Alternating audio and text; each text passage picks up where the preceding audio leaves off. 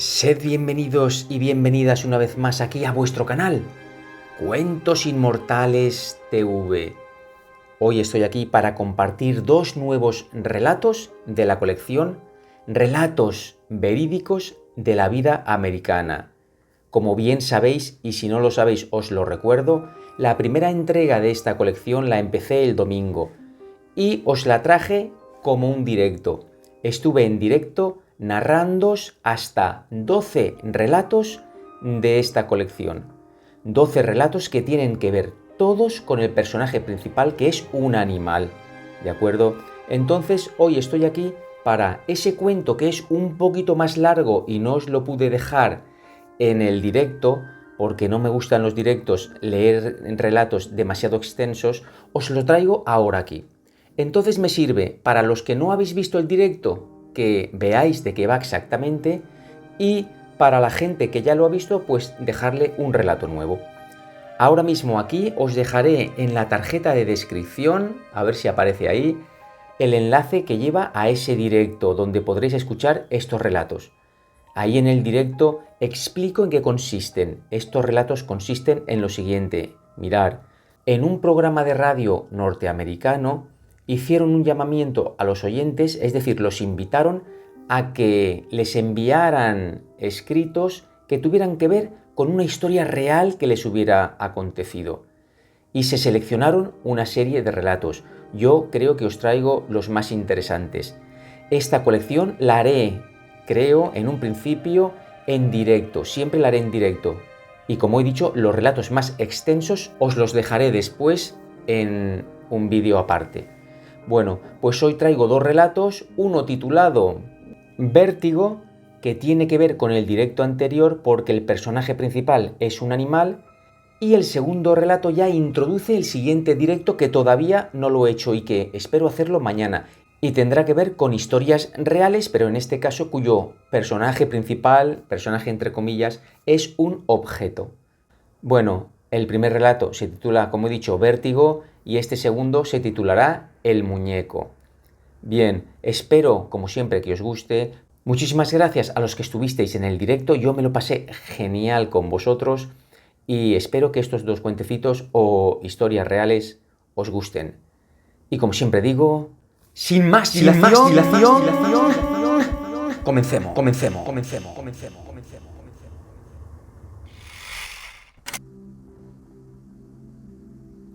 Vértigo.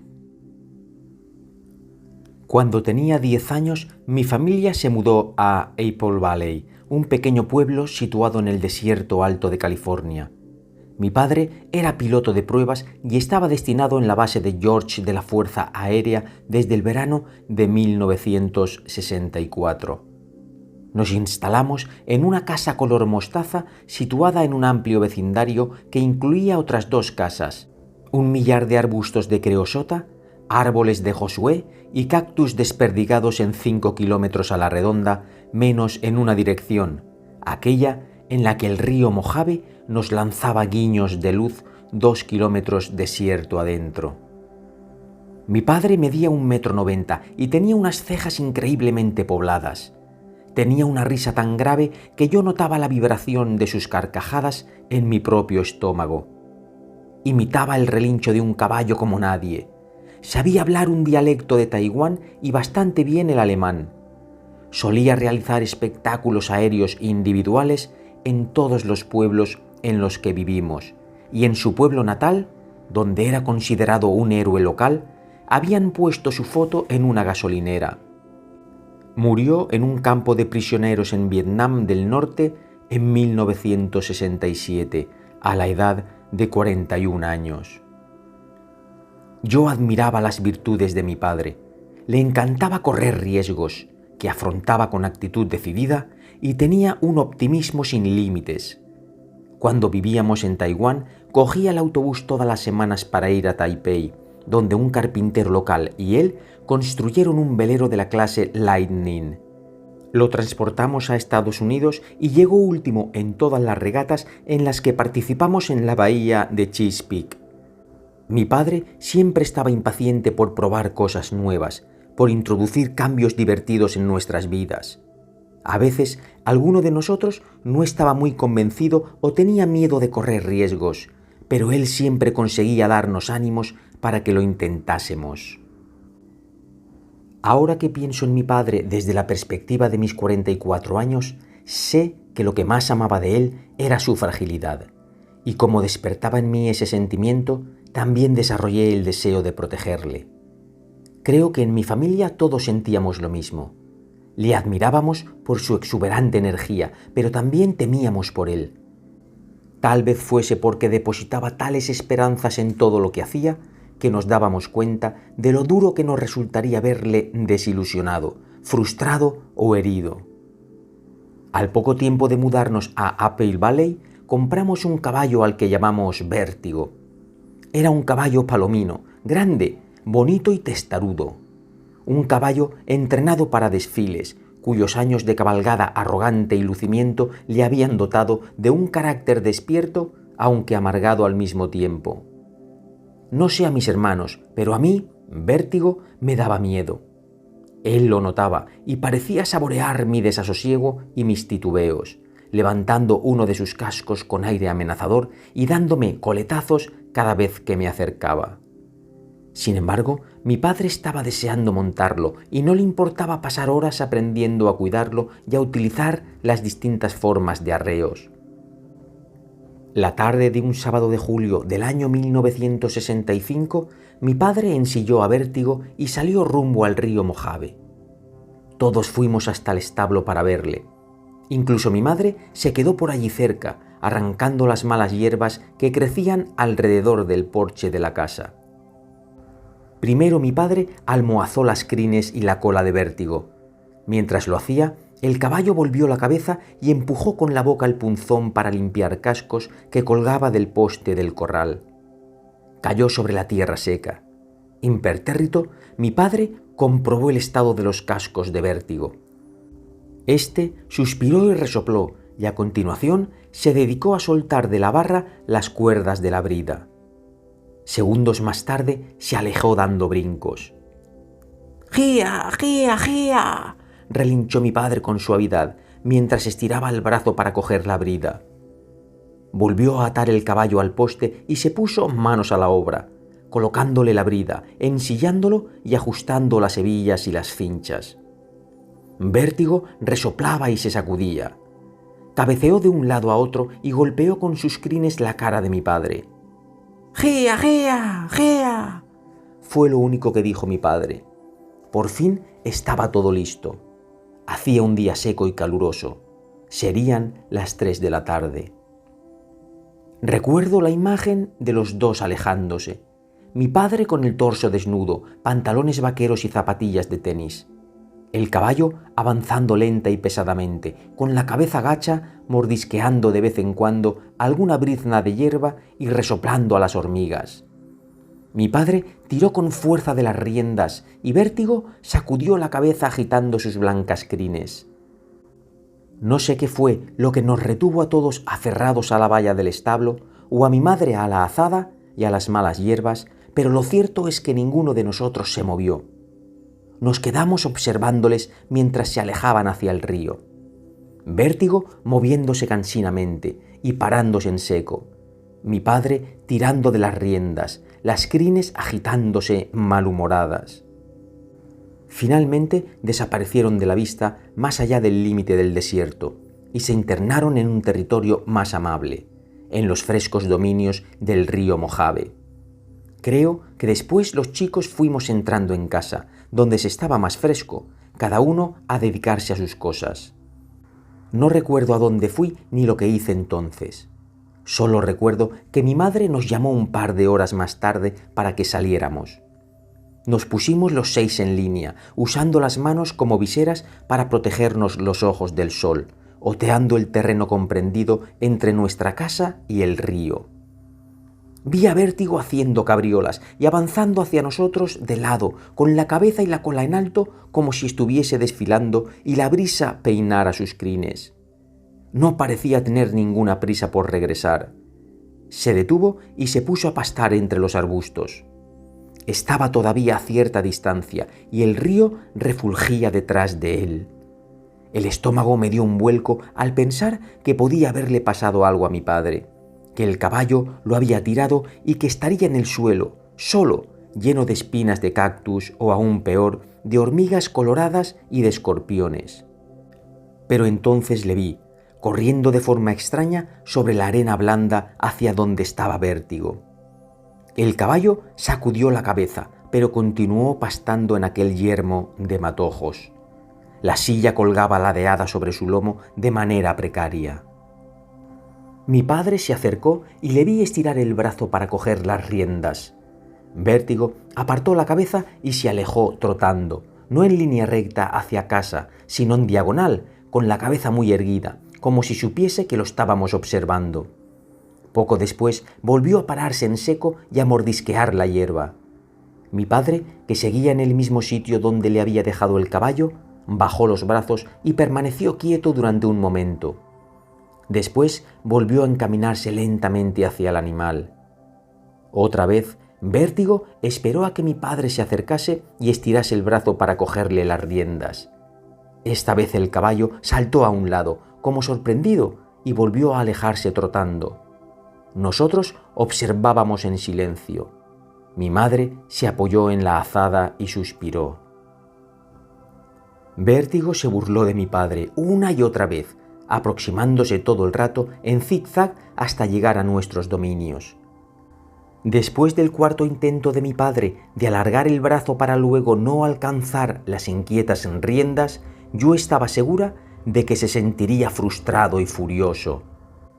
Palmeó la grupa de Vértigo cuando éste se alejó trotando. Oí el hilo de su cansada voz, reprendiendo al animal en la corta distancia que les separaba, mientras se acercaban lentamente hacia donde nos encontrábamos. En aquel momento mi madre debió de entrar en casa. Ninguno de nosotros lo notó, ya que nos encontrábamos observando, preocupados, cómo nuestro padre ascendía por la pendiente del desierto. Por fin, Vértigo se acercó trotando al establo y se quedó esperando delante de la valla. Mantenía la cabeza bien alta. Tenía el hocico dilatado y los ojos brillantes. Volví a sentir la presencia de mi madre, de pie junto a mí y en línea con mi hermano y mis otras hermanas, mientras mirábamos en silencio cómo mi padre desandaba los últimos metros que le separaban de nosotros. Cuanto más se acercaba, peor me sentía yo. Venía acalorado y empapado de sudor. Caminaba con la espalda encorvada y la cabeza hundida. «¿Qué ha pasado, papá?», le preguntó mi hermano. Mi padre pasó junto a nosotros sin contestar. Fue hasta la valla, la abrió de golpe y se hizo a un lado. Vértigo entró lentamente. Se encaminó hacia el heno y se puso a comer. Mi padre cerró la valla y echó el cerrojo. Vino hacia donde estábamos. Tenía la frente perlada de gotas de sudor que se acumulaban sobre sus cejas. «Ese caballo es muy listo. Hay que andarse con cuidado para que el viejo Vértigo no te aventaje». Mi madre le dio una botella de cerveza helada. Nadie habló mientras bebía un largo sorbo. Nos quedamos allí de pie, mirando hacia el río mientras silbaba el viento de Santa Ana. Nadie miró a Vértigo, pero cuando nos volvimos para regresar a casa, le oímos relinchar de satisfacción. El sábado siguiente, mi padre estaba otra vez en el establo, almohazando y ensillando nuestro caballo nuevo para salir a montar otra vez.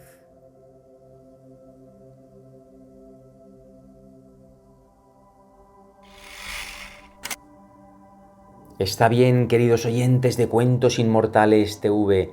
Aquí termina este relato titulado Vértigo, que, como os he dicho en la introducción, os lo traigo para recordaros que hicimos un directo hace un par de días que tuvo que ver con este tipo de contenido. Relatos verídicos de la vida americana, cuyo personaje principal es un animal.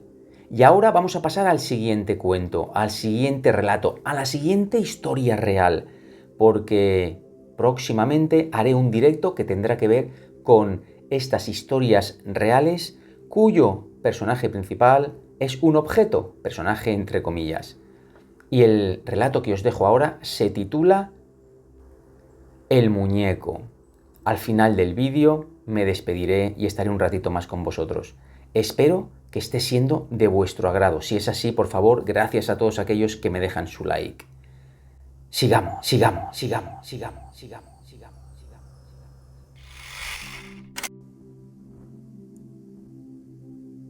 El muñeco. Durante 7 años viví en Los Ángeles realizando un trabajo que no me gustaba mucho. Después de un tiempo, aquella situación hizo que me sintiera mal conmigo mismo. Llegó hasta tal punto que solo iba a la oficina porque había aire acondicionado y café gratis. Pero después de que dejé de tomar café, me parecía bastante absurdo seguir yendo. Durante un año estuve calculando mis ahorros. Todas las mañanas contaba los días que me faltaban para reunir el dinero suficiente para dejar el trabajo y marcharme a vivir al bosque, en Carolina del Norte. La primavera pasada empecé a toser. Comencé a toser en mayo y a finales de julio seguía tosiendo. En agosto mis compañeros de trabajo ya me habían recomendado todo tipo de médicos y medicinas, pero yo sabía cuál era el problema. Aquel trabajo era como tener una soga alrededor del cuello. Aquella vida equivocada me estaba matando.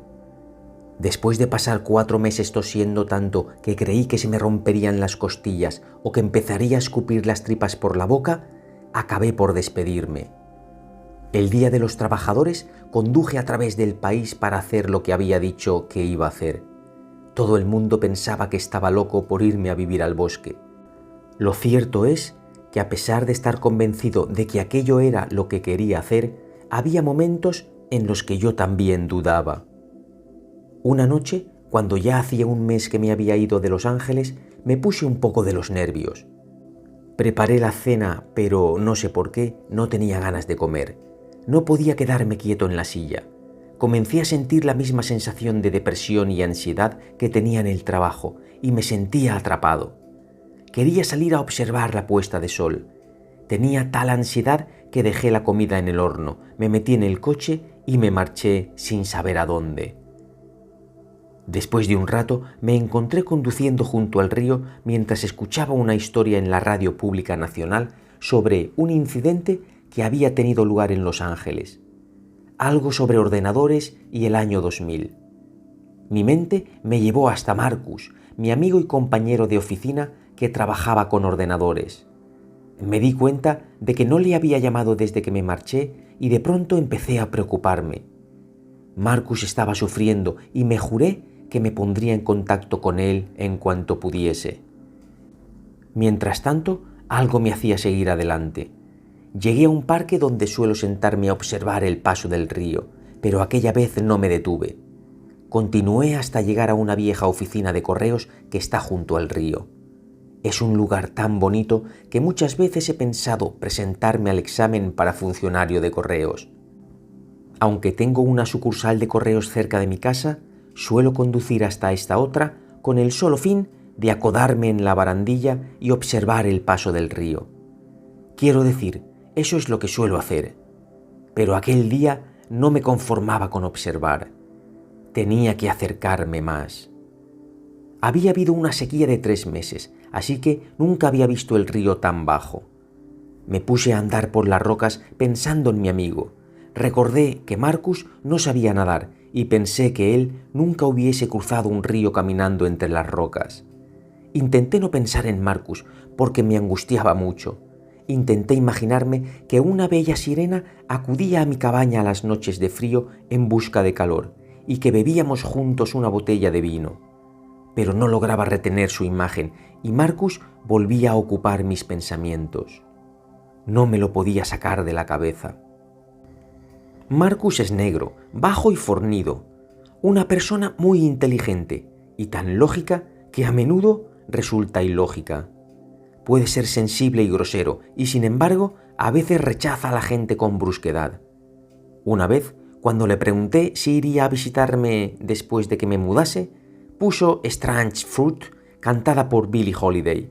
Me dijo que era una canción sobre los blancos que linchaban a los negros en el sur. Le dije que donde yo vivía no hacían tal cosa. Me dirigió una sonrisa de incredulidad.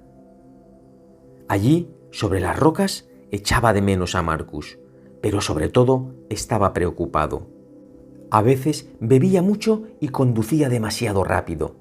Es esa clase de persona que odia tanto su trabajo que trabaja el doble para enmascarar su angustia. Ha llegado a identificarse tanto con los ordenadores que él mismo se ha convertido en una especie de computadora. A veces parece como si Marcus estuviese cargando él solo con el peso del mundo. Y sin embargo, a pesar de todo, había una imagen del rostro de Marcus que me venía una y otra vez a la mente mientras caminaba por aquellas rocas. La del esfuerzo que tuvo que hacer para contener las lágrimas el día que salí del aparcamiento y abandoné Los Ángeles. Durante media hora me quedé acurrucado en medio del río preguntándome qué iba a hacer con mi vida. Tenía poco dinero, estaba solo en las montañas y me preguntaba, como había profetizado Marcus, si no habría cometido un error, si no me volvería loco en medio de tanta calma. No sabía por qué estaba allí, me sentía perdido, ni siquiera sabía por qué había ido hasta aquel lugar del río. Lo único cierto era que echaba de menos a mi amigo y que me preocupaba la idea de que no estuviese bien. Finalmente me levanté para volver a casa, puesto que no podía hacer nada para ayudarle estando tan lejos. Y fue entonces cuando ocurrió. Cerca de la orilla vi que algo asomaba entre dos rocas por debajo del agua. Me acerqué y cuando me agaché vi que era un muñeco semienterrado en el barro. Lo cogí y vi que era un negrito fornido que llevaba un sombrero. Tenía los brazos alzados como si se estuviese rindiendo. Al principio sonreí, pues tenía un parecido asombroso con Marcus. Es probable que incluso me riera, porque se parecían muchísimo. Pero cuando lo miré mejor, me quedé helado. De repente me invadió tal miedo que creí volverme loco durante un momento. Alguien había atado una soga alrededor del cuello del muñeco.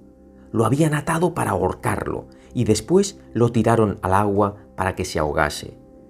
Entonces supe por qué estaba allí, por qué había estado pensando en Marcus todo el día. Estaba seguro de que él sufría y de que yo tenía que ayudarle. Así que le quité la pequeña soga del muñeco, lo lavé en el río y me lo llevé a casa. Sabía que había ayudado a mi amigo a pesar de encontrarme a 5.000 kilómetros de distancia, pero nunca llamé a Marcus para contarle lo sucedido. Él es un genio de la cibernética procedente del Instituto Tecnológico de Massachusetts y una persona demasiado lógica o cínica como para creer en el vudú, en la sincronización o en los misterios místicos del mundo. Pero el mismo día que rescaté aquel muñeco del río, recibí un escueto correo electrónico de Marcus. Por la hora del envío, comprobé que lo había escrito en el momento exacto en que me encontraba en el río.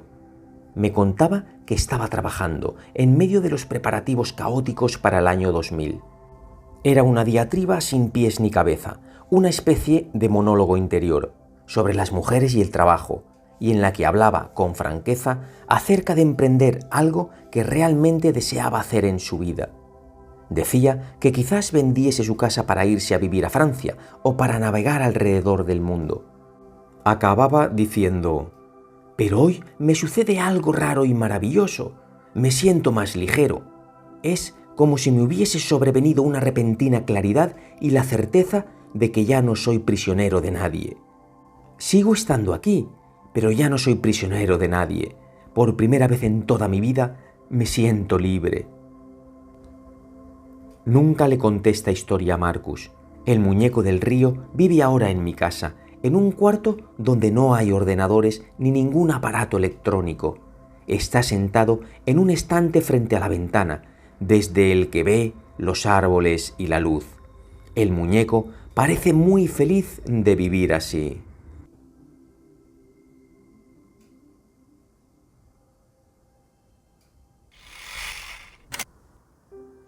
Bueno, queridos oyentes de Cuentos Inmortales TV, hasta aquí esta entrega de la colección Relatos Verídicos de la Vida Americana. Este segundo relato os digo que es una introducción al siguiente directo que haré muy pronto con vosotros, quizás mañana, y que tenga que ver con historias reales de la vida americana. Bien, espero que todo haya sido de vuestro agrado. Gracias, gracias, gracias por todo el cariño que me mostráis, a la gente que se suscribe nueva y a todos los que estáis siempre ahí apoyando. Espero de verdad que el directo que hicimos también os gustara. Esperemos el siguiente que sea muy pronto y ojalá os estén llenando de verdad estas historias reales que os traigo. Muchas gracias, abrazo de luz, ¡mua! Un beso súper fuerte para todo el mundo y hasta la siguiente entrega, chao.